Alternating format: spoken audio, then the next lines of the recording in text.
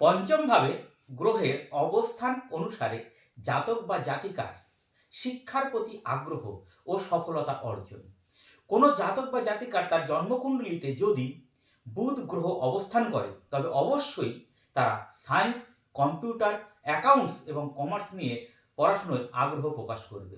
এছাড়া যদি শুক্র পঞ্চম ভাবে অবস্থান করে অবশ্যই তারা আর্টস, মিউজিক, পেন্টিং অর্থাৎ পেন্ট, আঁকা, এছাড়া ফ্যাশন, এছাড়া লিটারেচার অর্থাৎ সাহিত্য নিয়ে পড়াশোনায় ভীষণ আগ্রহ প্রকাশ করবে।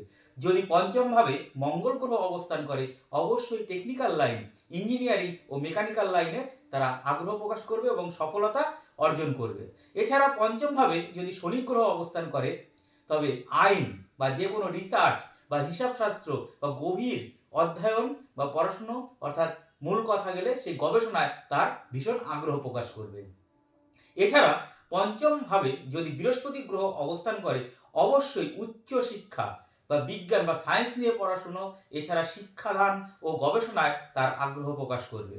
এছাড়া পঞ্চম ভাবে যদি রাহু গ্রহ অবস্থান করে অবশ্যই আধুনিক প্রযুক্তি যাকে বলি আমরা আইটি, ইনফরমেশন টেকনোলজিক্যাল বা কম্পিউটার, এছাড়া অ্যারোনটিক্স নিয়ে পড়াশোনার আগ্রহ প্রকাশ করবে।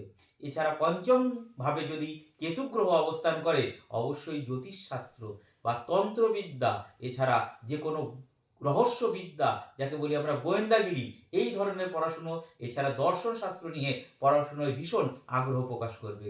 আর পঞ্চম ভাবে যদি রবি গ্রহ অবস্থান করে অবশ্যই জাতক বা জাতিকা সায়েন্স নিয়ে পড়াশোনার ভীষণ আগ্রহ, এছাড়া যে কোনো অ্যাডমিনিস্ট্রেটিভ পড়াশুনো নিয়ে আগ্রহ প্রকাশ করবে, মেডিকেল লাইন নিয়ে পড়াশোনায় আগ্রহ প্রকাশ করবে, এছাড়া গণিত শাস্ত্র নিয়ে পড়াশোনায় আগ্রহ প্রকাশ করবে।